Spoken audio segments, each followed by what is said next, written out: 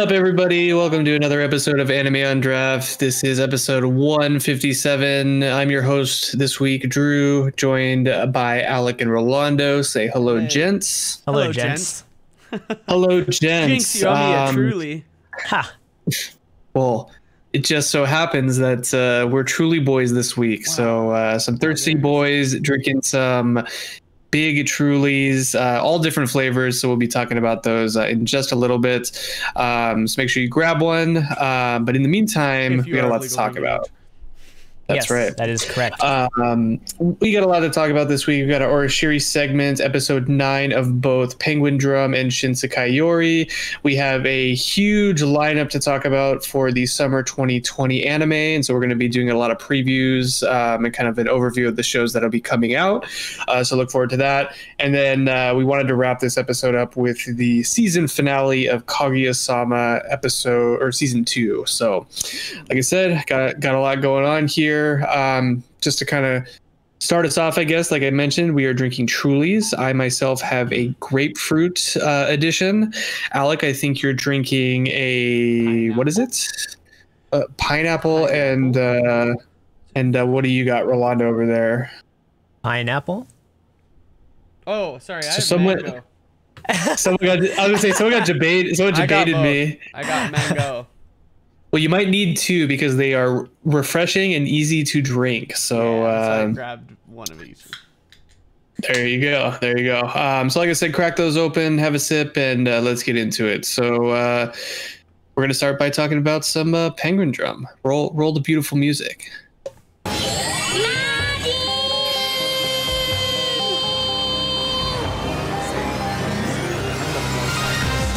Oh, yeah. That is perfect.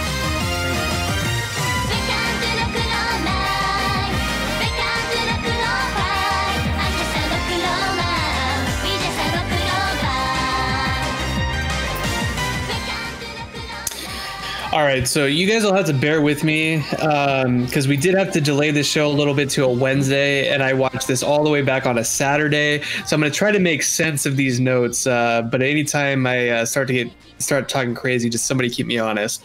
But this was I watched it today. So there you go. So this is the episode of flashbacks, and even the episode starts off, and when the episode first started, I was like trying to remember, I was like, this has happened before. And I'm like, oh yeah, this totally did happen before. So if you guys didn't catch it, we jump all the way back to when Himari and the bros went to the aquarium. And we kind of get the perspective this time. Instead of the brothers, we get Himari's perspective and kind of what happens to her. So she, runs out of the gift shop, and that's kind of where we last see her. And then the next time we see her, she's like laying on the floor. But here we kind of figure out what happens to her. She finds her little penguin buddy and follows her to the deep, dark abyss of this library. So it seems like the library has chosen Himari by fate, kind of another play on the fate thing that we keep seeing going on. But you boys, what do we think this library represents? It's a big metaphor for something. What are we thinking about this one? Go ahead. I just wanted to kind of mention that I was really confused at the beginning of this episode because I haven't seen this in like 10 years. 10 years. And I think what really confused me was the fact that Penguin number 3 had the number 3 on her already. Mm-hmm. So I don't know if that was a continuity thing or I just don't remember. Yeah. But go ahead, Alec. So I was just saying, for me, the only thing I was kind of thinking of whenever I see libraries like this in this sort of setting, I always think of it as some sort of metaphor for like inside the person's mind. And then especially when they started kind of going through all the books and it was her memories from when she was a child and all those sorts of things, I was just thinking, like, the thoughts that came into my head was like being in the library almost felt like she's in a coma or in some sort of like sleep state or something. And then reviewing all the memories was like life flashing before you die, before your eyes, before you die. And so I was like, I don't know exactly what's going on. But then she woke up, so maybe it was what she was seeing when she was dead that whole time. And then they gave her the hat That's what I was thinking. It's kind of like this purgatory state, right? You know, she's technically dead, but she kind of gets an out, and that's how she kind of progresses, at least forward from there. This was a good catch, Rolando. I thought that I was being trolled by this too, because I'm like a big Stephen King fan. But she's talking to the librarian. She's holding books to return. One of them is Christine, which is a Stephen King novel, and then, you know, by Stephen Queen, so kind of a nod to Stephen King there. Oh, you put that? Yeah, Sorry. put that No, for sure. The kind of cool thing about Christine as well is it's a book about a car that like basically murders people, and her brother just got fucking isekai'd by a truck. Yeah. So I also found it kind of interesting because one of the characters in the book gets like taken over by the previous owner. Essentially, he starts becoming the other owner, and it's kind of funny whenever she puts the hat on, she becomes someone else. So Yep. I don't know if it was just a little throwback to the author, or if it's actually like trying to connect those dots. I can definitely see the connection. It's cool if it's true. If it's just kind of there, then, you know, maybe we're grasping. But I don't know. I thought that was super cool. So we kind of get into the library. We go in flashbacks within flashbacks. At this point, we meet the librarian, who is named. Oh, sorry. Yeah, from Utena, the nod to Ikuhara, but Sanetoshi, he's there to kind of guide Himari, all the while just kind of dropping hints as to like what's going on. But like you said, Alex, he's picking out books equal memories, and I don't know, does the ending make sense to you a little bit more, Alec, with the formation of Triple H and those idols? Excuse me. Like the formation of. What do you mean? Like Double H and the. So like the ending song has all three, Himari and the other two girls, and then like when we go on the train and stuff, we see, you know, just the two girls. So you're kind of like thinking like, ooh, what's going? Yeah. Is your brother screaming USA? I don't know why he's screaming. It kind of sounds like USA, USA. The door is closed, so it's like so loud. Oh, shit. He's really going at FIFA there. He's going pretty hard. I apologize for that. So yeah, you have like the two idols on the train, and you kind of like see the fallout between like what happened with the girls and stuff. So it's like it should hopefully start making a little bit more sense to you. Well, I don't know like, what happened. I know that it seems like something happened, but I was wondering kind of like, because they just kept saying that was the last day I went to school, that was the last day we were friends, and they had, when she turned around after the eraser was like chucked at her, they were looking at her like sad but like disappointed, like she fucked up or something. And I was like, what the fuck happened? Did I miss something, or am I supposed to feel that way? I think it's related to the whole thing that happens before that. With the koi fish? Yeah.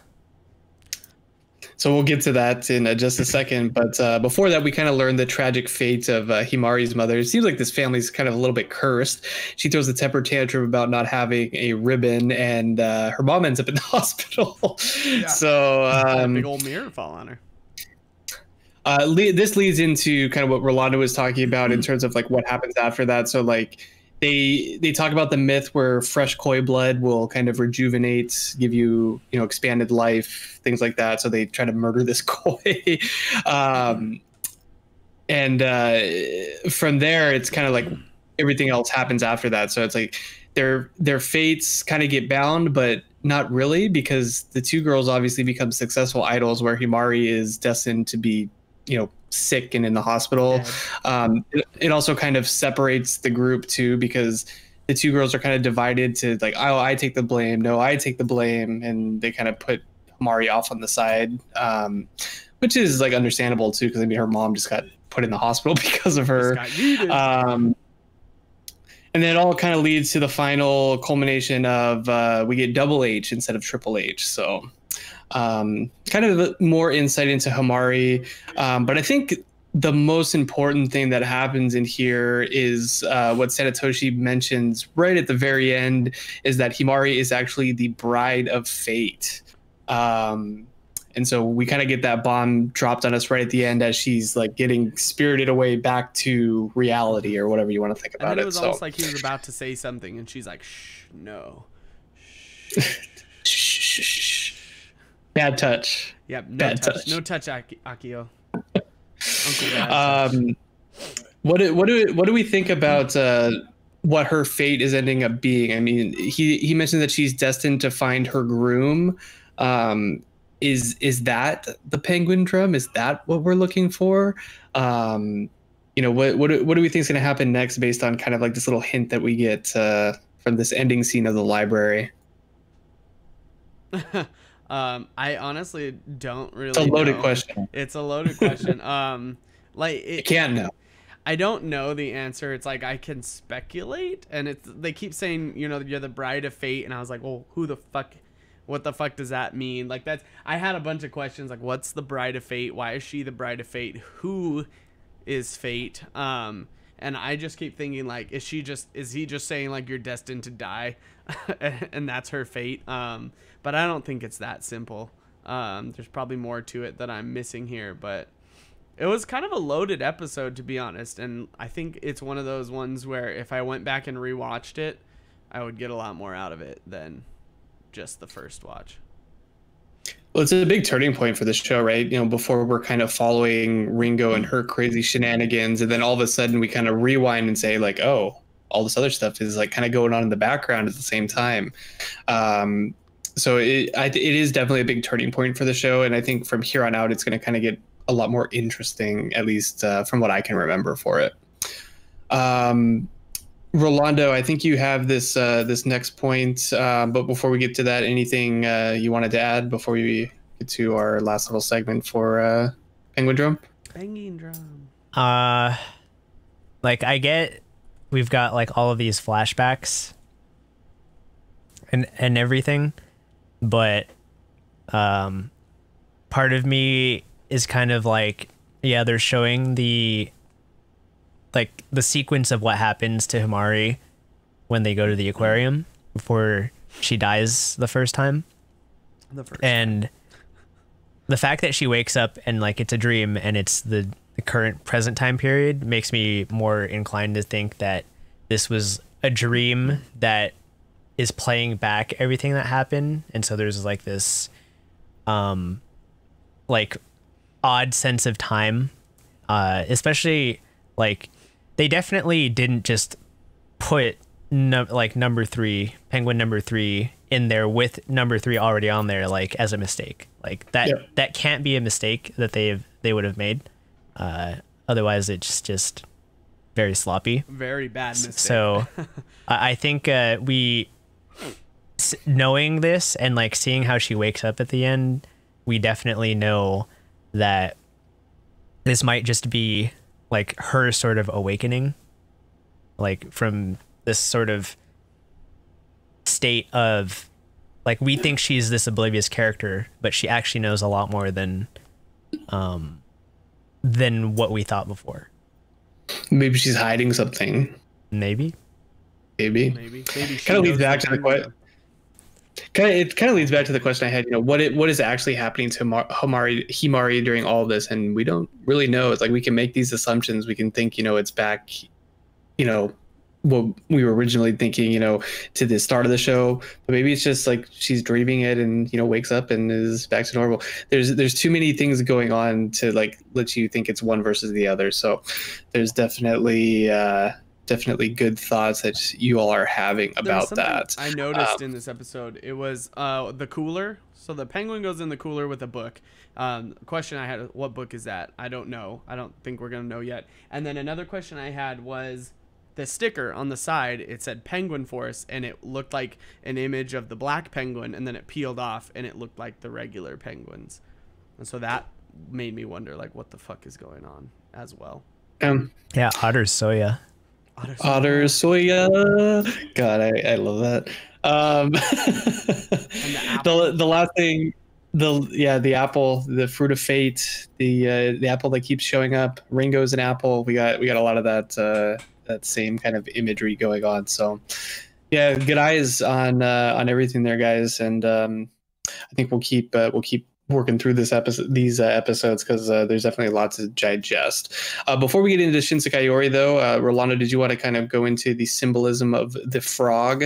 Yeah, so they kind of like went in, or they didn't really exactly go into this, but we do know that the book that Himari is looking for is Kaeru-kun Saves Tokyo, and the significance of this kind of has to do with like how the word for frog sounds like the verb like to return in Japanese, and so the word is kaeru, and a lot of like Japanese people think that frogs are lucky because of like this not onomatopoeia, what's it, the homonym, right?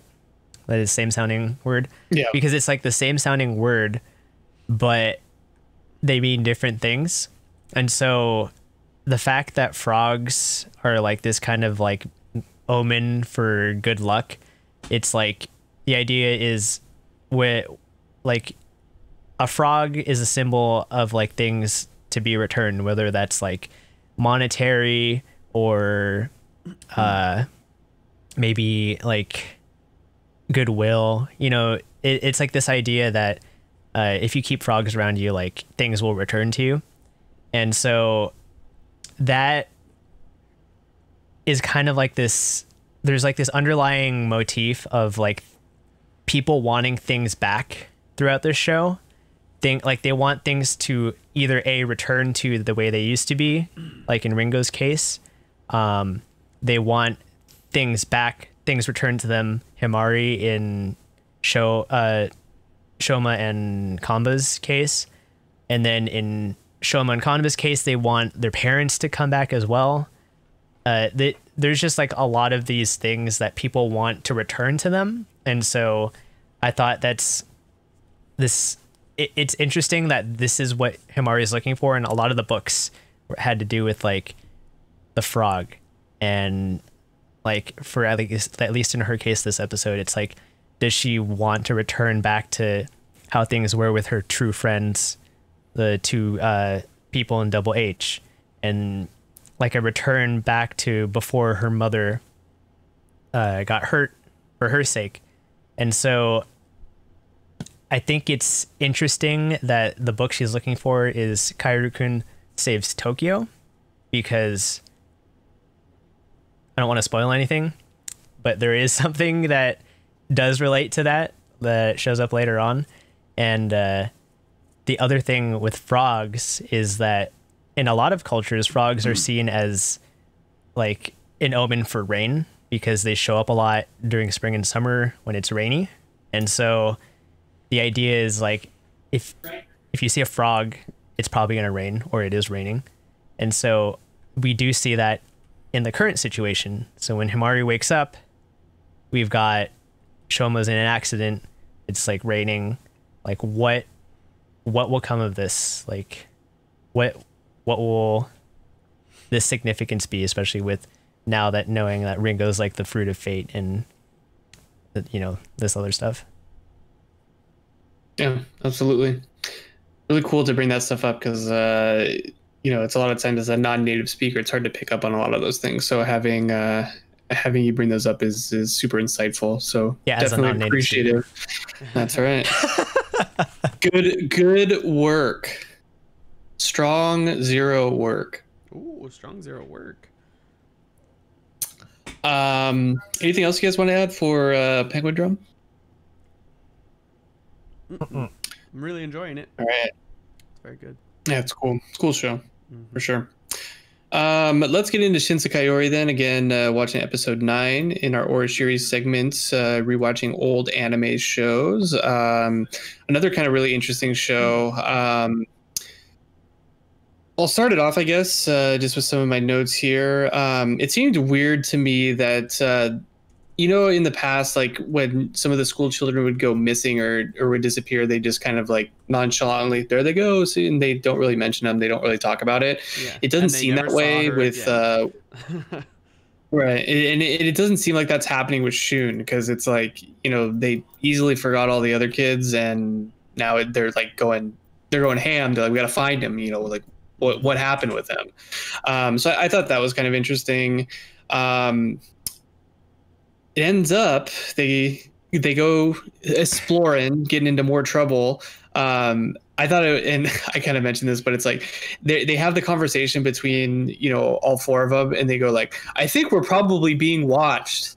And then they immediately like go and do the things like that they're not supposed to do. I just thought that was like kind of like awkward. It's like, we should be careful. I think we're being watched. And then they go and like break through the new holy barrier that's constructed around like the village where Shun's from. They literally go into like the most forbidden place of the old school. Like they like float over there where they're like harboring these cat demon things. And it's just like, if you guys are having this premonition, maybe you should be a little bit more sneaky about it and not just like hanging out and be like, hey, let's go look for him. So I thought that was kind of awkward. Yeah. The cool thing that I liked about this episode is Saki kind of gets a little bit more insight and starts remembering like what's happened with her family. And so like she's still remembering Shun even though he's disappeared. And then she starts to remember, I think was it her sister or her brother? I think it was her sister.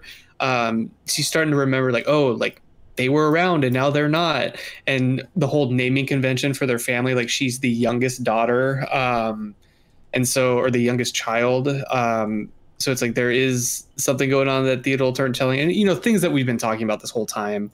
The one thing I wanted to ask about is when Maria comes over to talk to Saki about what she discovered, essentially, when she appears like in the mirror, her shadow or the window, her shadow is like totally fucked up, like she looks like a demon. Mm-hmm. Did anyone else notice that? Am I just like overthinking things here? What I always go back to is like what the narrator said at the very beginning. It's like Maria like should have never been born, and so it's like, is she like on the inside? Is she like a spy? Is she a demon? What's kind of going on with that? So that was something I had a question about. Did anyone have any? I don't know. Am I on the right track, Rolando? is it just like a coincidence? You don't have to spoil it for me. Just kind of wondering. Freaky as fuck. I haven't gotten, or I didn't actually see to the part of this series where it would confirm or deny anything. So sure, I don't know. Sure. Yeah. No worries. We do kind of get confirmation though from the teachers that Shun is perhaps turning into that karmic demon that we learned about in previous episodes. And they're using those tainted cats to kind of bring him down. Interesting too that we talked about this last week, but Shun kind of knew that the cats were like working or being controlled by the adults. So to have the foresight to give the other kids the charms to protect themselves against that, pretty big deal there as well. So that's kind of a synapse of it. I don't know if anyone else had anything else to add. I did like how the tainted cats looked like they were wearing high heels. I thought that was interesting. But other than that, anything anyone else wants to kind of add? Alec, what'd you think of kind of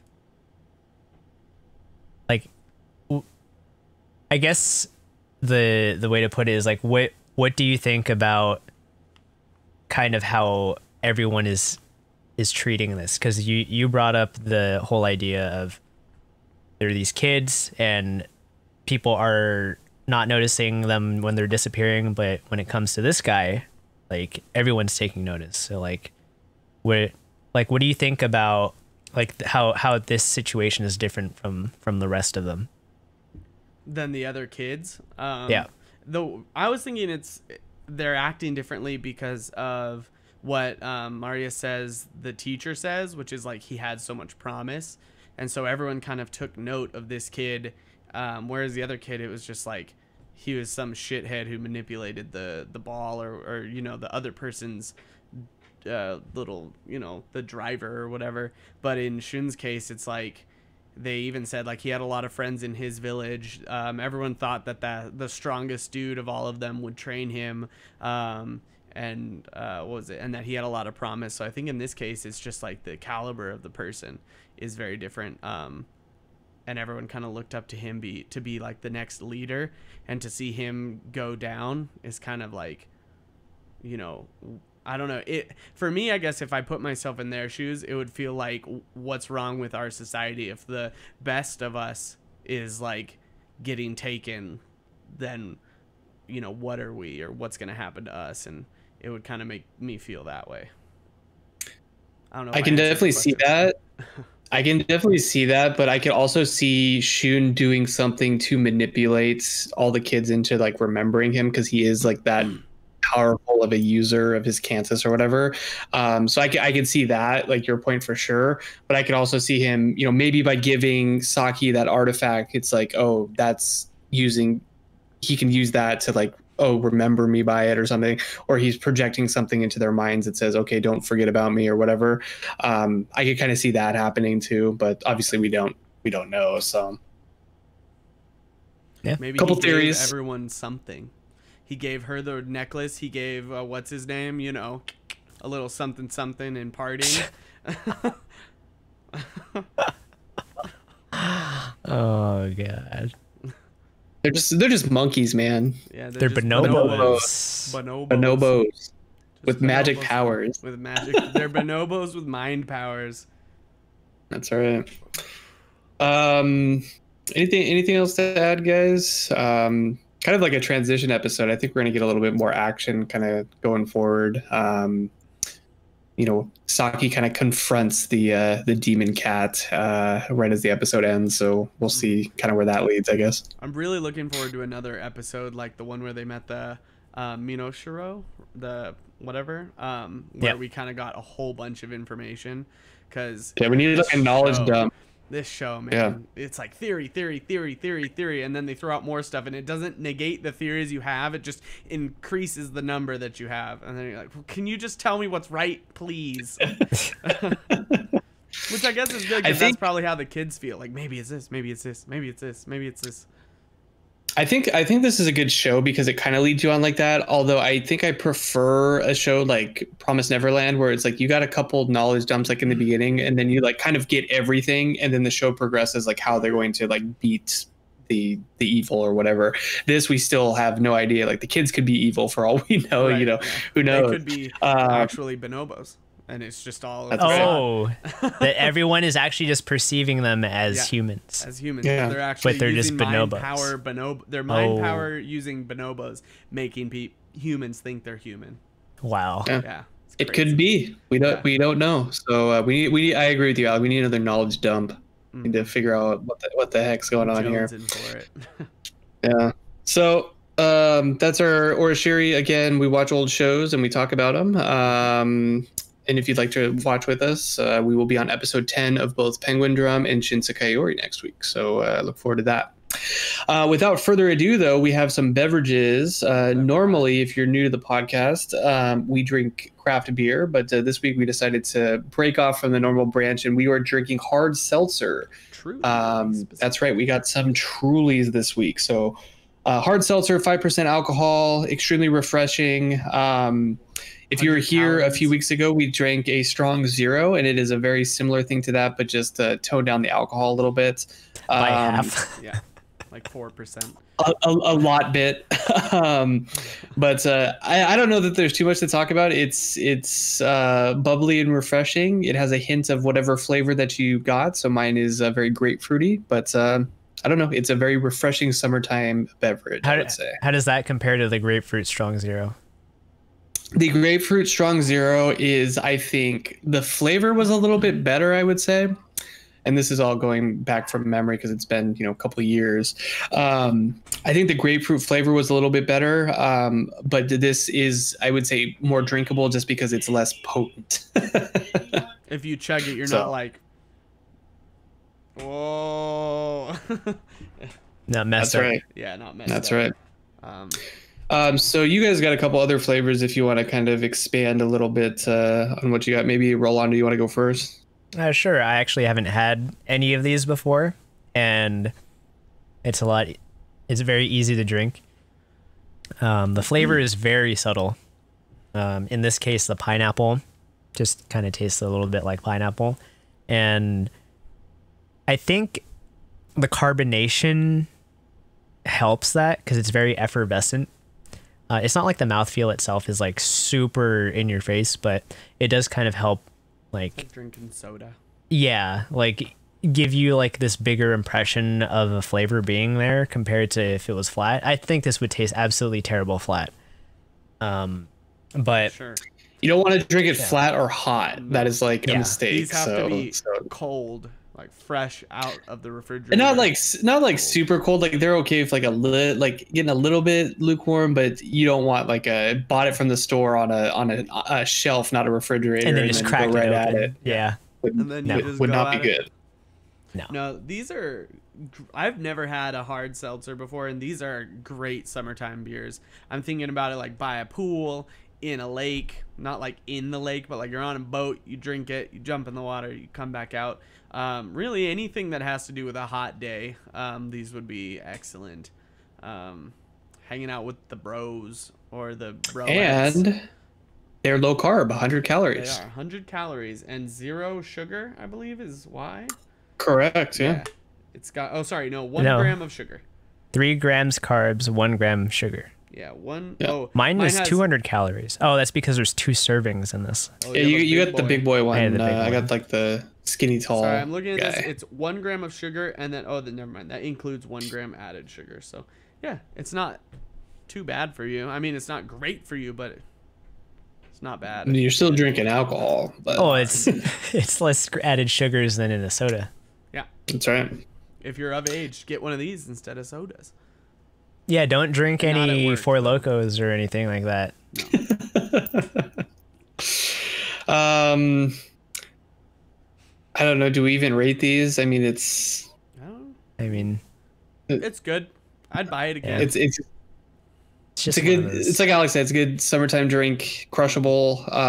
Good for a party. Easy to doesn't drink. Get people too messed up. If you're Yeah. like, hey, come over, but I don't want people getting all crazy. You just get some of these. It does make me want to try the other ones. Like there's the Bud Light Seltzer and White Claws and the Corona one. I kind of want to try them. I've had White Claw and I like Truly better. Okay. I've heard White It's Claw's like really not that subtle though. Like the flavor difference isn't huge. So Everyone says I've had the Bud Light other is great. one. What's the one that's not White Claw and not Truly? There's another one. High Noon. That's vodka soda. Hard. I think I've had the one that at least that's like vodka soda-ish. That's High Noon. I know that one is Maybe. essentially just vodka Barefoot. soda. It might be Barefoot. I think I've had that. There's Smirnoff. No. Or Bon V. No. Bon V, Maybe it might be Barefoot. Henry's. Vive, H2 Roads, Either way, Beaches. this is okay. I think Henry's. I bet you've had Henry's. maybe.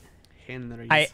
I think this definitely detracts from what you're looking for in when you have something like a strong zero. Because with a strong zero, it's like, like it kind of tastes like fruit, but you get fucked up.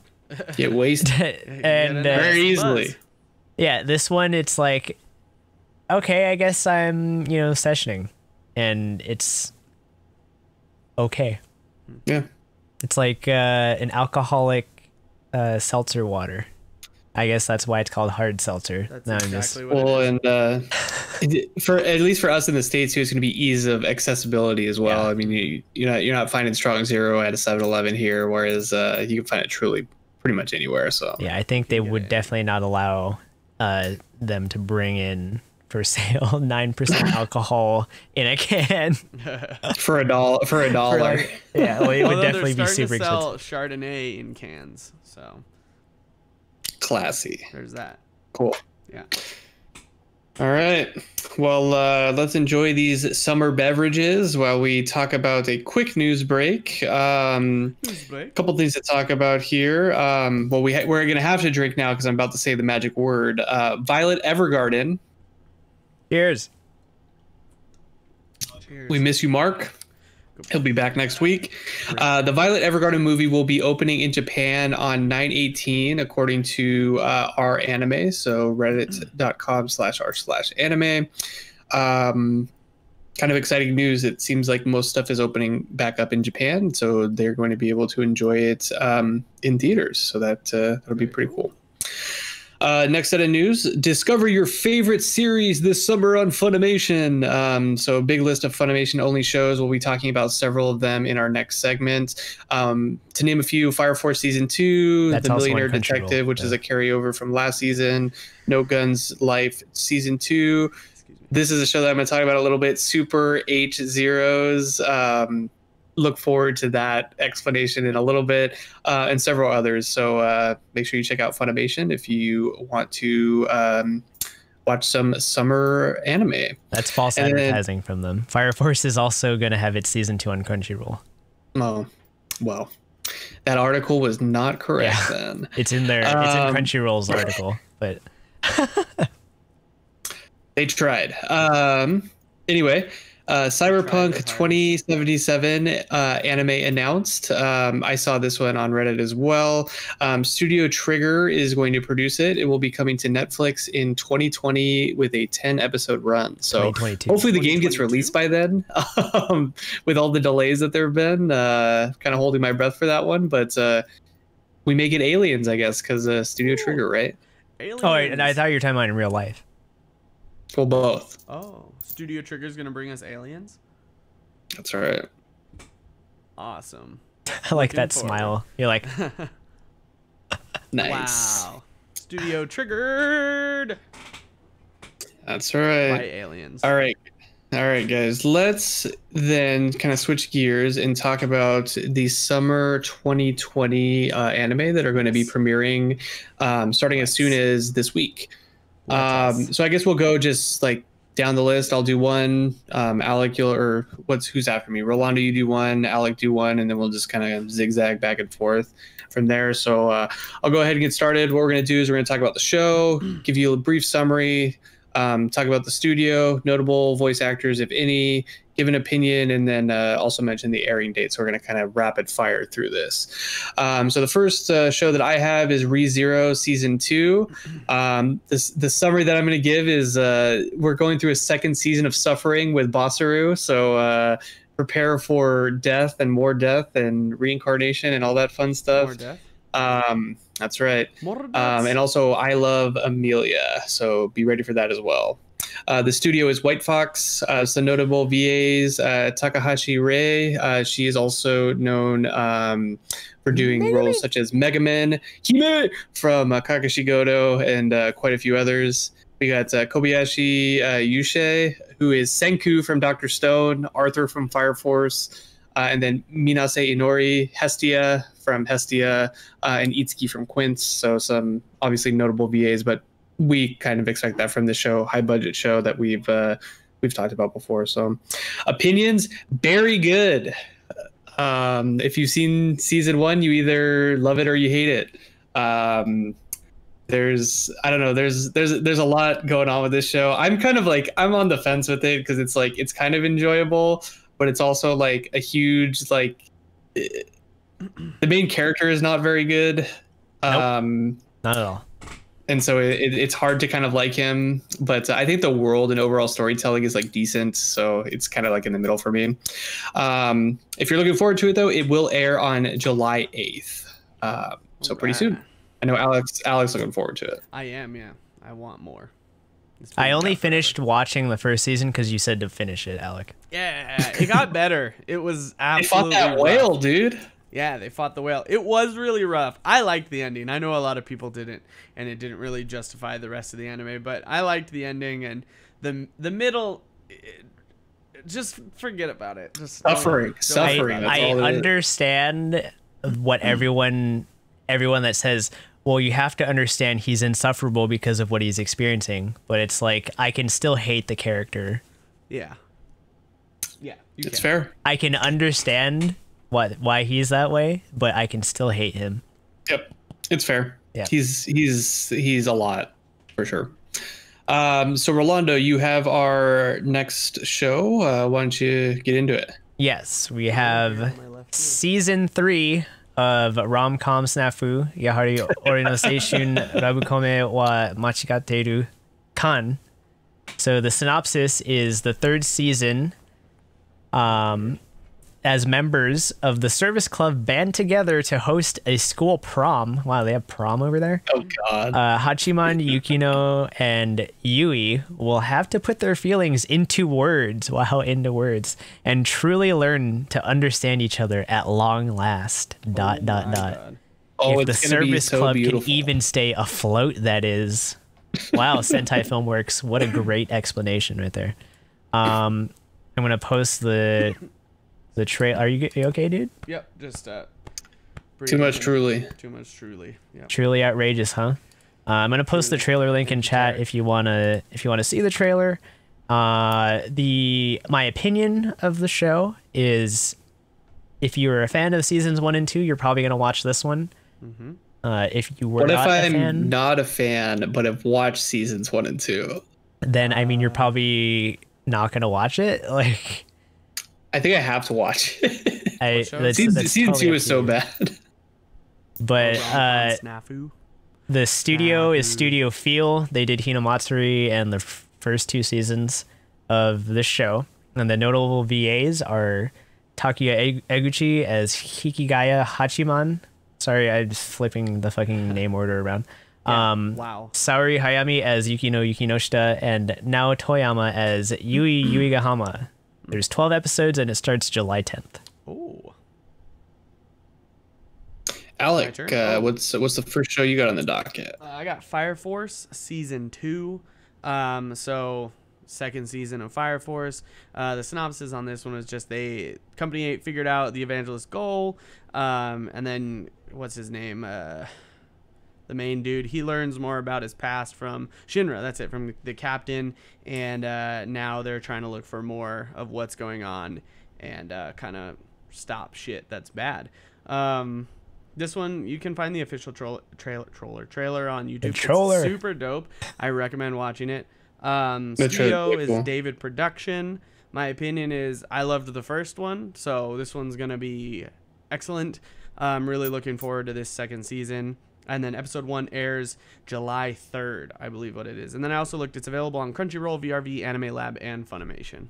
So. Wow, what a lie, Funimation. Yeah. It's available on almost every streaming platform. You know, they're just trying to make a come up. They're like, oh God, we have like no viewers. Let's just say it's only available here so people will come watch it on and get a subscription with us. Not very sneaky. Not gonna lie, Alec, when you were starting to talk about the synopsis, I thought you were gonna say the synopsis, there's fire, and then just stop. And of force. There's forceful fire. The war on fire. Ah! Yeah. No, not quite that. Very, very cool. Yeah, it's gonna be good. I know I'm looking forward to it. So, a show that we talked about on the podcast as well. So, looking forward to that one. The next show I have is The God of High School. Mark was talking about this one. I think it's based on a manhwa. Yeah. It is. The summary is, they are trying to find the best high school fighter in all of Korea. And so it sounds like one big tournament arc. Nice. Everyone loves the tournament arc. It's Studio Mappa. There's a lot of newer VAs that are jumping into this one, which is kind of exciting. And then one that you may find familiar is Ohashi Ayaka. She's Saya from Bang Dream and Uzuki from Idolmaster Cinderella Girls. That was the one notable VA for this show. But like I said, a lot of newer ones kind of joining the party here. Opinion, it looks like a typical kind of like shonen tournament arc show, but I'm probably going to give it 3 because Mappa. And the preview looks somewhat interesting. But it looks like a bunch of fighting and battles and all that kind of stuff. So if you're into that, check it out. It airs on July 6th. Rolando, next show. Are you okay there, Alec? You can only hear out of one ear. He's dying. Oh, it's actually weird. It's on both my That's headphones. weird. Anyways. All right. Next up, we've got Decadence. So this is one that we talked about being released in a previous episode on the news, but the synopsis is, many years have passed since humanity was driven to the brink of extinction by the sudden emergence of the unknown life forms, Gadal, Those humans that survived now dwell in a 3,000-meter high mobile fortress. A mobile game. Mobia Decadence, mobile fortress Decadence, built to protect themselves from the Gadol threat. Is it mobile Denizens of Decadence fall into two categories: gears, aka warriors who fight the Gadol daily, and tankers, those without the skills to fight. One day, Natsume, a tanker girl who dreams of becoming a gear, meets surly Kaburagi, an armor repairman of Decadence. This chance meeting between the seemingly two opposites, the girl with a positive attitude who never gives up on her dreams, and the realist who has given up on his, will eventually shake the future course of this world. And that's from Funimation. Wow. Can you believe that, guys? That sounds Decadence. exactly like almost every other fucking show that's like this. Decadence. So here's the trailer in chat if you want to see it. My opinion is it looks like Listeners in animation style, and I guess in tone as well as just every other mecha show. You know, just quirky. Is it And Mappa? to be honest, it doesn't look good in my opinion, but I mean, I'll give it a couple of episodes. We'll see. Is it Studio Mappa? No, it is Studio Nut. Nut. That is a capital N-U-T is how they spell it. They did Yojo Senki and Fooly Cooly Alternative, which this does look like Fooly Cooly as well. Notable VAs are Tomoru Kusunoki, aka Tomoriru. She's playing Natsume. She played Yuki Setsuna from Love Live Nijigaku and Tamao Tomoe from Revue Starlight Relive. And then we've got Katsuyuki Konishi as Kaburagi. He is known as the Jonathan Joestar from JoJo. This is an unknown episode length, starts July 8th. Cool. Alec, Right. next one. This is Peter Grill to Kenja no Jikan. This one is ecchi / comedy. The synopsis is main guy, Peter Grill, he's the strongest man in the world. He has a girlfriend though, and he swore to spend his whole life with her, but a whole bunch of women show up and want to make babies with him because they want to have strong babies. That's the synopsis. The way I watched the trailer, it's extremely ecchi. In the trailer were just tons of god rays, god dots, hair coverings, subtitles covering. It's very, very ecchi. The studio is Wolfsbane, and I don't know, it just looks like a typical really ecchi comedy show, with lots of boobs showing and hot springs and fan service. So my opinion is will not be watching it, but it just does not like it. They looked like they were trying to have comedy moments, but nothing really seemed funny to me. I was just sort of like, eh. Anyways, Yeah, but boobs. But boobs, yeah. Yeah, there you go. boobs. If you liked, what is it, Interspecies Reviewer for the great content that it was, you may also like this one. This is hentai. This is hentai and it's art. Episode 1 of 12 airs on July 10th, and I don't know where you can watch it. It was not listed on AniChart, so Probably ATX. probably. The late night anime block that allows this kind of Allows stuff That. in Japan. rays and ecchi. Yeah. All right. Next one I got is Mao Gakuin no Fuki Kigiyosha. This show really kind of reminds me of a worse kind of idea and version of The Devil is a Part-Timer.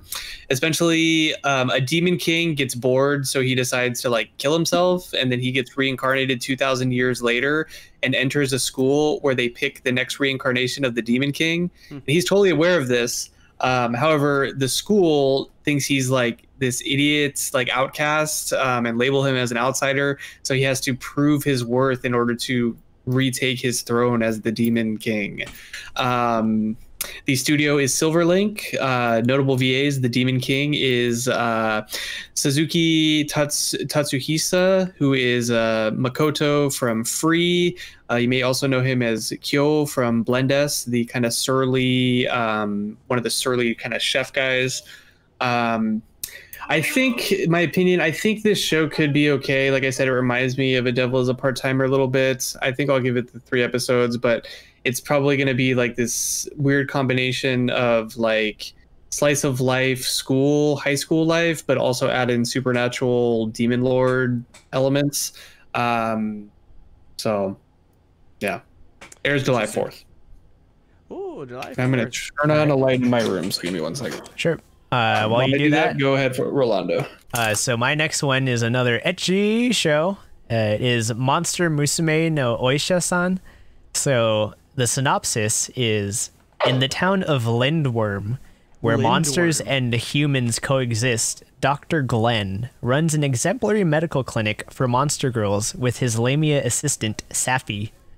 Whether receiving a marriage proposal by a centaur... I'm sorry. Safi. What type of monster is she? Lamia. Oh, never mind. I thought you said something else. No, not the other. Not the word that you're thinking of. Anyways. Whether receiving a marriage proposal by a centaur injured in battle, palpating the injury of a mermaid, or suturing the delicate wounds of a flesh golem, Dr. Glenn performs his job with grace and confidence. Wow. But when an unsavory character seeks to steal a harpy egg, how will the unflappable Dr. Glenn respond? Ellipses ? That's from Seven Seas Entertainment. Here's the link if you want it. It's basically there was a Monster Musume before. It doesn't look. I looked and it doesn't look like it's the same author, but it's probably like a spin-off, I'm gonna guess. I don't know. My opinion is I mean, if you liked the original Mon Musu and you took that and put it in Venice, like old school Venice, like, you know, just yeah, like Venice, I guess you'll like this, but I don't think I'm gonna watch this one. The studio is Arvo Animation. They did Bokuben, or We Never Learn. And then the notable VAs are Saori Onishi as Safi. She was Ais Wallenstein in Danmachi, and she was Doppel in the original Monmusu. And then Sarah Emmy Bridcut as Tissalia. She was known as the character Bitch from Shield Hero. That's accurate. That's her name. Unknown episode count, and then starts July 12th. Cool. The next one is Kanojo Okarishimasu. I guess, because anyways, yeah. So this one is called Rent a Girlfriend on Crunchyroll. It's also listed as ecchi comedy. The synopsis here is, in today's Japan, rental services can deliver an afternoon with a friend, a parent, or even a fake girlfriend. After being betrayed by his girlfriend, freshman Kazuya is desperate and tries it. He discovers how complicated it can be to rent an emotional connection. His new girlfriend is also trying to keep her side hustle secret and panics when she finds out her real life and Kazuya's are intertwined in surprising ways. Family, school, and life all start to go wrong too. This one is done by TMS Entertainment. I watched the trailer on this one. It's not anywhere near ecchi like the Peter Grill one. There were no god rays. It looked like ecchi in essence was just like swimsuit fan service. But after watching this one, I actually think I'll give it a 3-episode rule, because it looked like it'll be like not super funny, but it looks like it had some pretty good laughs. And it might actually, a few of the moments looked like they were kind of cute too, so it might have some substance to it. So I'll check it out. But this one airs July 10th, episode 1 of 12, and I don't know where you can watch it. That's the one Mark's hyped about, because he reads that manga. I've only read the first few chapters of it, so I have an idea how it's like. I don't like the main character, but Mark says he gets better. But we'll see. Well, we'll see. Yeah, maybe the anime is better. Cool. We'll definitely find out. The next show I have is Koi to producer Evol Cross Love. Stories about a girl who inherits a production company from her father that is almost bankrupt. She then goes on to meet 4 boys, each with a unique background and power to help her turn the company around. Studio is Mappa. Some notable VAs are Ono Yuki, Louis from Beastars, and Josuke from JoJo. Sugita Tomokazu Gintoki from Gintama, and the Lizard Man from Goblin Slayer. Lizard Man. This looks not interesting to me. It's like kind of like female harem with these 4 dudes who, like, one's like a cop, one's like a detective, or like they all have like unique backgrounds and stuff, but it looks not interesting. Even though it's Mappa, I'm probably gonna pass because the concept seems I don't know, not that great to me. But if you are interested, it airs on July 16th. Very cool. I got another non-interesting one for you here. It's called Get Up, Get Live. Synopsis: chibi shorts of the VA X2D entertainer project Get Up, Get Live. Get Up. The project's story centers on aspiring comedian entertainers who all gather at SSS, a talent agency for comedians. There's not enough S's there. Oh, shit. The story portrays the friction and jealousy in their rivaling careers, as well as their admiration towards industry veterans, their disappointments, and the obstacles to their success as they aspire to become the greatest entertainers in Japan and the world. Wow. The world. The whole world. Wow. Thank you, Anime News Network, for that one. No trailer. My opinion doesn't look interesting, but I might give 1 or 2 of them a shot since they're short. The studio is Spellbound. Notable VAs, we've got Natsuki Hanai as Junya Uehara. He's Arima Kosei from Your Lie in April, and Sakishima Hikari from Nagiasu. He's also Takumi Aldini from Shokugeki. Mezzaluna. And he's Drew's favorite Tomaruin in Kakushigoto. Yeah. Unknown episode shorts, or unknown episode count. They're shorts, and then it starts July 11th. Very cool. Excellent. So next one, Great Pretender. This is an action comedy. I'm actually really hyped about this one. So anyways, the synopsis: only bads are our targets, as well as to trick you, deceive you, cheat all fortunes of you. You can hear our stories in LA, Singapore, London, Shanghai, and Tokyo. Why? Our con games stage is the whole world. Edamura Makoto is supposedly Japan's greatest swindler. Together with his partner Kudo, they try to trick a Frenchman in Asakusa, I think that's how you say it, but unexpectedly get tricked instead. The Frenchman whom they try to swindle turns out to be the Laurent Theory, a much higher level confidence man in control of the mafia. Edamura is yet to find out what fate awaits him after having engaged in the Frenchman's dirty jobs. This one's done by Wit Studio. I tell you, you have to watch the trailer. The jazz in it is like crazy. Smoking. It's so dope. The trailer, it's got like the whole feel of kind of the wildness of this synopsis. It just looks like it'll be fun to watch. And like I said, the music alone was like ripping jazz, like crazy, like Coltrane or something. I don't know. It was dope. It was cool. You got me hyped for this one. Yeah. So this one, actually, you can watch all of it on Netflix. It released June 2nd, all 23 episodes. So it's already completely out. Wait, they released all of it? We had this in the news before. They said they were going to release it in spurts. They didn't. Not according to AniChart. It said all 23 episodes aired on June 2nd on Netflix. So that's all right. They changed their mind, I guess. Beautiful. Yeah, maybe they were like, hey, everything got delayed. Just get it out there and make the people happy. That's right. Cool. You got me hyped for that one. So maybe I'll check it out. Give it 3 episodes and you can figure out if I want to binge the whole thing, because it sounds like it's all out there. Yep. This next show sounds like a super generic show that may or may not be interesting. The summary: the main character is a boring, basically boring slice of life harem protagonist. His kohai wants to mess with him. Can this turn into a relationship? The trailer is very ecchi. It is a comedy ecchi series done by Studio NG.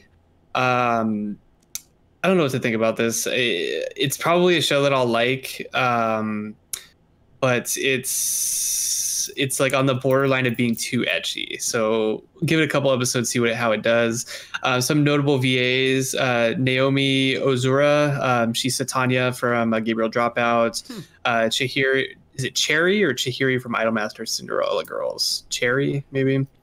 Next one, Kenji Akabane. the producer from Idolmaster, so our favorite producer son, and Ayana Taketatsu, Nino from Quince, Koneko from DxD, and several other roles. So it airs July 10th. I will probably give it 3 episodes. Like I said, if it goes down the road of being like way too ecchi, it might get the old drop. So. So you're saying Taketatsu Ayane is playing a tsundere character, is what you're saying? Yes. Okay. More than likely. You said it's harem and she's in it, so. Yeah. Next one for you, Rolando. We've got Chofutsu Toshikashiwa Densetsu R. So this is a surreal gag anime about female junior high school students who, along with mysterious creatures, attend a junior high school set in the real Kashiwa town, together loosely conveying the charm of Kashiwa with content related to the town and its events. So this is like literally, I don't know if you would call this an anime, but it's like a motion comic, and then like they put, you know, like stills of like backgrounds of this actual town. There's been like a big whole thing on promoting different areas of Japan for tourism, and so the way they get Is it like a puppet show? No, it's like it's just like characters will be there and like they kind of, you know, like they like move them like this, like if and then their someone were mouths holding a move. stick. Gotcha. Yeah, Robot Chicken. no, Robot not Chicken clay. actually is animated. Not claymation. But yeah, this one, or there have been a lot of shows that try and do this, you know, promote tourism, different areas of Japan that don't have a lot of visitors. And Yeah, so, Sakura Quest. Sakura Quest, you got Zombieland Saga, Love Live, Sunshine, just to name a few. I can link the trailer, but I don't think anyone, I actually feel that linking the trailer is going to make people not want to watch it. But I'll put it in chat anyways. My opinion is I couldn't finish the trailer because it made me just want to like just turn it off. It was only like a minute and a half and I just had to stop watching it. Yeah. It's not really something I'd call an anime, but you know, maybe the comedy is good, but I think I'm going to pass. Studio is Super Normal Studio, and the only other thing they have done are the OVAs for this. So yeah, Okay. Notable VAs. They all look like newcomers, and there's a bunch of missing information on their on the pages. 10 episode short, or their shorts, starts July 6th. Cool. All right. Alec. I have the next one, Gibiate, I don't know. In 2030 Japan, a virus has infected humans throughout the world. Infected people turn into different forms of monsters based on their ages, sexes, and races. The virus is named Gibia after being rich in variety, like Gibia. I don't know. But just Gibia then, 30. Gibia 30? What? I have no idea. But all right, just then a pair of samurai and ninja appeared in such a blighted wasteland of Japan. They both traveled from the early Edo period, fighting together with help from a doctor who tries to find a cure, facing ceaseless attacks and out from the Jibias and outlaws that attack travelers for food. They start the dangerous journey with enemies all around. This is done by L.A. Unchbox. The art looked kind of cool. The CG, there was one quick flash of it in the trailer. It looked god awful. And all in all, the trailer was actually pretty bad to watch. I don't really know what was going on, and it made me want to watch it less than the synopsis did. So I am not going to be watching it. It just doesn't interest me whatsoever. So, releases July 15th, episode 1, and it looks like it's a Crunchyroll exclusive. Cool. Potentially. Maybe. Yep. Very good. The next one I kind of hyped up a little bit earlier, but it is Dokyu Hentai HX Eros or H Heroes. I don't know how you're supposed to say it. Zeros. Get this one, guys. Aliens who feed off of human sexual energy are invading Earth, and these heroes have to fight against them. Oh my god. That is the premise of this show. So they just have to be completely like anti-sexual, so they get no energy. No, there's a lot of sex going on in this, You think it would so be I highly completely encourage if you're into that, watching the preview. But this is done by Project Number 9. Some notable VAs here. They actually have like a good built cast. It's like Kayano, who is Mocha from Rabbit Cafe, and Nana from my favorite show, Golden Time. You have Yotsusugu Matsuyoka, who is Futuro from Quince, and Belle from Danmachi. And you also have Yuka Kuwari, who is Taru from Dragon Maid. So actually kind of have like and there's some others, maybe a little bit more newcomer, but some. Wasn't this already like an anime before? I feel like there was another anime that had this exact premise. Probably. Was it what was the name of that show? It was the one where the animation. Arufueta? No, but the animation was pretty bad, and I think Mark and I were talking about this one time. The Twin Tails anime? No. That also had bad animation, but no, this one this one was like a shitty Infinite Stratos. Mm-hmm. That's what this sounds like it's gonna be. It's like those like Infinite Stratos Date Alive, but like even worse. Even worse. Yeah, it's just degeneracy. And I'm going to watch it because it is going to be a shit show. Like I have no doubt that this show will be like a train wreck. So I'm gonna jump in and watch it with a beer. Bullet for us, and yeah, it's gonna be crazy. But this one airs July 4th, so we'll start this train wreck this week. Nice, with a beer in hand. That's right. July 4th, official shower beer day. There you go. Rolando, next show, please. The rest of mine are leftovers. Okay. I got a new one I could do. Ninja do it. Collection. It's a horror genre. It's the new Ninja Collection anime will retain the urban legend and horror elements, but will center on the Tokeshu Ninja Group in Tokyo, the city where dreams and desires swirl like eddies in a river. With ancient techniques passed down through generations, the ninja are intent on wiping out the darkness enveloping people in the current Reiwa era. There was no trailer. This is done by ILCA, Drawiz, TIA. Apparently, who comes up with the names of these studios? I have no idea. But apparently this is a spin-off of the Yami Shibai show, which is Japanese ghost stories. And then it looks like they're going to keep the essence of the show by having it kind of focus on urban legends and horror elements, but instead of having it be like sit around a campfire, tell ghost stories, they're going to focus on this one ninja group.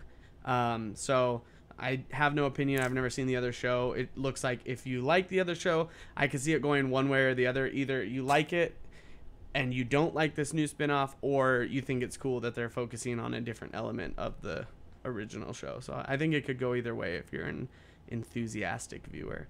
Episode 1 releases July 2020. No day or time. And then where? I don't know. I'm sorry. Sounds interesting, I guess. Yeah. Although Japan's not very good at doing horror in anime. All right, I got a couple more here. Next one is Lapis Relights. It's an idol show, but the difference between this idol show is it's going to blend fantasy, magical girl, and idol elements. So the girls are going to be singing and dancing and becoming idols with fantasy and magical girl powers. Isn't that just Precure? Yes. Yes. Nice. This is done by Yokohama Animation Lab. They are all new VAs except for one. And can you guess the one that they got to lead? I don't even know if she's the leader, but to lead them in real life. Who? The goddess. Oh, really?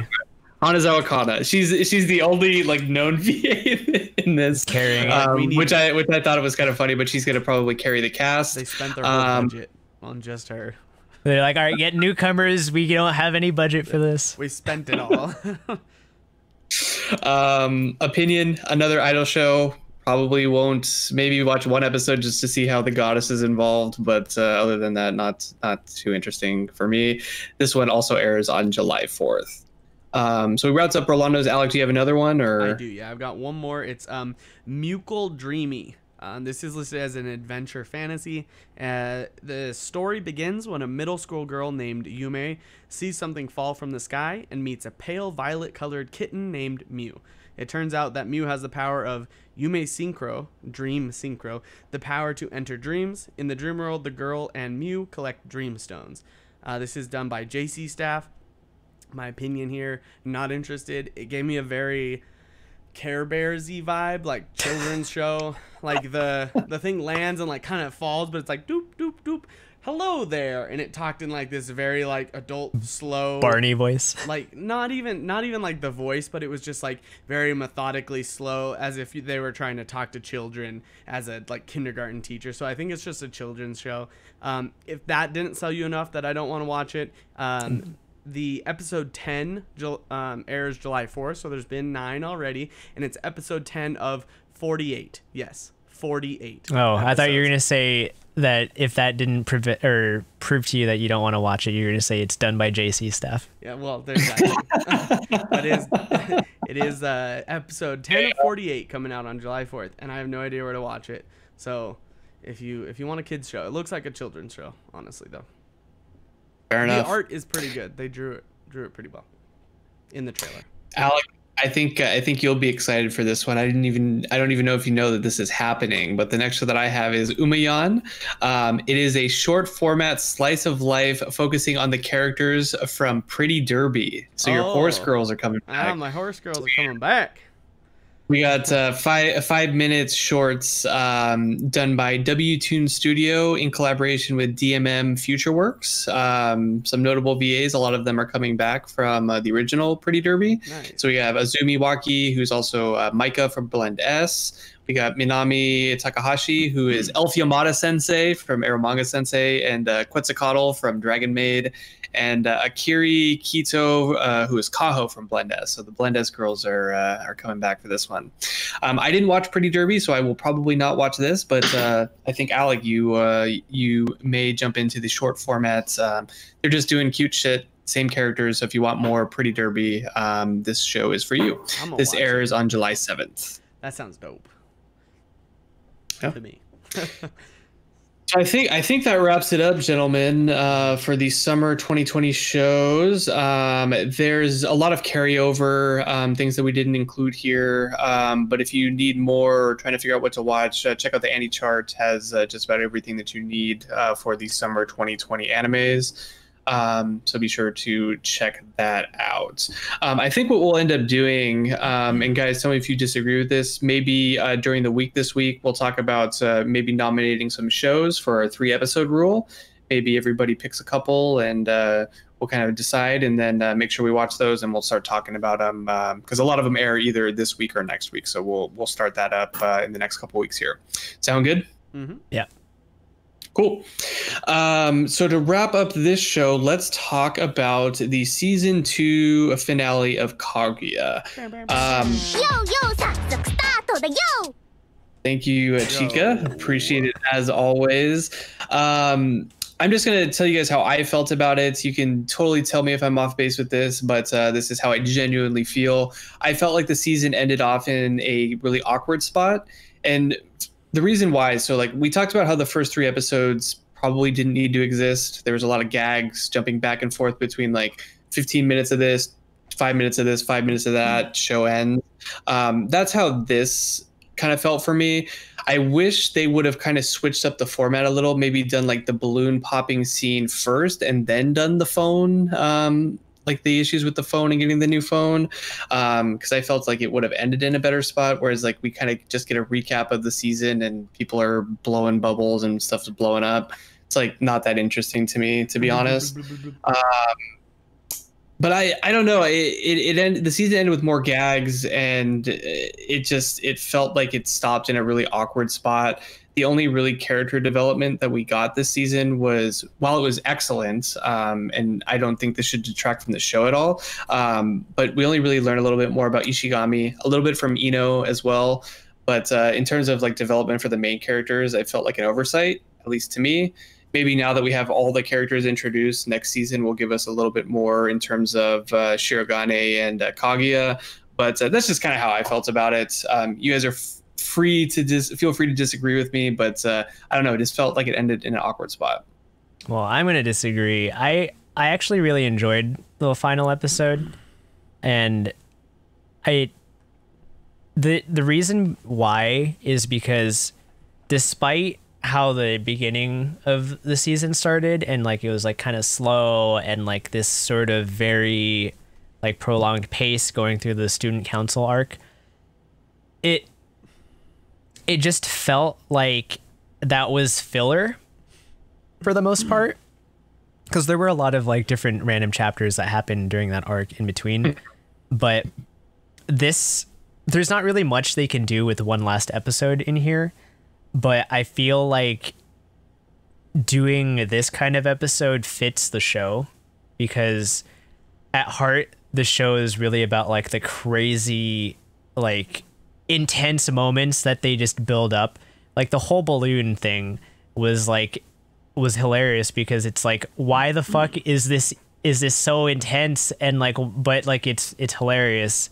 And so I think the ending it this way with like, they start with Kaguya's phone thing and we get, you know, some of the like the heartfelt nature of that, and then we go just into gags, just like it feels like Kaguya. Like it just feels like the type of show that it is. Like we get, on one side we get some, you know, emotional character development, and on the other hand we get some just like crazy like batshit crazy antics. And I think that fits the mold of the show, and ending it there instead of being a huge cliffhanger is beneficial, because I don't really think they could do anything else in that way. I just wish they would have like flipped the order. I wish we would have done maybe gags first and then had like the heartfelt moment with Kaguya, because I don't know, the issue that I had with season 1 was like, especially in the beginning, you know, the gags felt totally disjointed and it wasn't that funny to me. This balloon popping scene kind of fell right back into that, where it's like not that funny, at least to me. And I enjoy more of like the story of and like the world that they're building and things and the characters within it, where you don't really get that from like these gags and stuff, where like, you know, it's kind of funny, it's kind of enjoyable. I get the most enjoyment out of Kaguya based on the world, based on, you know, what they're doing and how their relationships are evolving and stuff. So maybe I'm thinking about the show in the wrong way, which, you know, is fine. But I don't know, the gags to me just aren't that funny. I crave more development, but I also accept that that's the kind of show it is. It's a comedy kind of gag every once in a while, and then, you know, they'll move through the story. So maybe too, it's just, you know, I'm not a manga reader either, and so I'm like expecting something different. So that might have something to do with it as well. But Alec, are you gonna catch up now that it's done? Yeah. He's gonna binge all of it. A binge right after show this. for you. He's just gonna go all. I'm actually gonna finish all 12 that episodes. And Namio Kitakure. Kitakure. And then I gotta catch up on Cool. Haikyuu too. And I'm off until Monday, so You have a this whole weekend. season to catch up on Haikyuu. Yeah, what, like 4 episodes or something? Well, no, it was the second half of season 4 was supposed to start this season. Delayed. And it got delayed to fall. Delayed. Sad for our volleyball boys, but it is what it is. Anything else to add, Rolando? You're free to call me an idiot for not liking it. Idiot. Idiot. No, I mean, I had my qualms with this season. I feel like once they got past that, the season was very good. And it I wouldn't give it like I wouldn't give it a perfect score. I would maybe give it like minus the first few episodes being kind of like, all right, well, like, let's, you know, either make this an OVA or like, you know, condense things. Like I want to give it a 9, but that's just like, I feel like at least my experience with everything after the student council arc like was very good, and it's just the student council arc was too long and they just needed to condense it down, because there were good stuff there were good episodes in there. It's just there's too much filler that needed to be condensed down, in my opinion. But I thought the overall quality of the season was still very high. I agree. Yeah. Coming from a manga reader's perspective. Yeah. And I think I say it every week too. It's like we hold this show to, I think, like a higher standard, just because it's like one of the top tier shows I think we've seen in a long time. So we can get a little nitpicky with it maybe when it doesn't deserve it as much, but I don't know. Overall, it's a super excellent show. So definitely highly recommend it. I think everybody here would highly recommend the show. So super excellent. Jump into it if you can. Hopefully season 3, maybe we get an announcement for that soon. Maybe. Yeah, we still haven't gotten through. I mean, we're only like halfway through the manga, so we got a lot of stuff. A lot of stuff to go. So very cool. All right. With that, I think that kind of wraps up this week's episode, unless anybody's got anything else to add, any announcements or anything like that. I did want to mention we are currently rewatching Clannad. So if you're interested in watching Clannad with us, we'll actually be doing it tomorrow, Thursday from 7 to 8 p.m. Pacific time. I think we're going to start at 7 or try to start at 7. Yeah. So tune in, join our Discord, animeondraft.com/Discord. Type that in and get your link. Jump into the Discord and watch with us. We'll be hanging out in chat if you want to jump in there as well. We missed last week due to some unforeseen circumstances, but we're going to get back on track. I believe, what are we on, 18 and 19? 17 and 18. 17 and 18. Yeah. So we're working our way through it. So check out our Discord again, animeondraft.com/Discord. Also going to let you guys know all the rest of our social and website info. So our website is animeondraft.com. Head there to, it's kind of like the hub for just about everything Anime on Draft. You can check out all the different links. You can listen to the podcast, all that good stuff. So the main source of info of power, animeondraft.com. Twitter at animeondraft. Tweet at us or follow us to get updates on the show. Also, check out maybe what we're drinking for the week, different things like that. So at animeondraft on Twitter. Instagram for photos of the beer and some other random hijinks. Anime on Draft podcast. Check that out on Instagram. You can also find us anywhere where podcast services are located. Just search for Anime on Draft. So that's Spotify, iTunes, SoundCloud, YouTube, all that good stuff. Just search for Anime on Draft. We also stream live on Twitch. If you're catching us now, thanks for joining us. Make sure you hit that follow button. We are twitch.tv/animeondraft. Turn notifications on to let you know when we go live. Currently, we are trying to stream on Mondays from 7 to 8 p.m. Sometimes we get pushed to Tuesdays or Wednesdays, but most consistently, we are found on Mondays at 7 to 8 p.m. Pacific time. We may actually be starting a little bit earlier next week forward, so maybe around 6:30. So be on the lookout for that. Again, turn on those notifications, follow us, and you'll get all those notifications when we go live. If you have any topics or anything you'd like to speak about, email us at contact@animeondraft.com or use our contact page on our website, which is again animeondraft.com. Again, that's kind of our central hub for that. And if you're listening to us on any of the different services, go ahead and give us a rating. If you enjoy what we're doing, give us a nice 5-star rating. Kind of lets us know that we're doing a good job. Also helps for our visibility, so we would definitely appreciate that.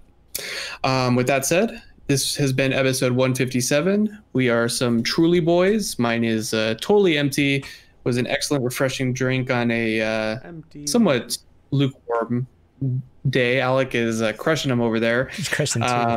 It's not a lukewarm but yeah, day. we got anything left, guys? This was a fabulous Max episode. And how did you know I was gonna press that with the fucking? I knew you were waiting for it. He saw I knew you were waiting for it. He saw it. But this has been a good one, guys, and we'll see you next week. Catch you later. Goodbye. Bye.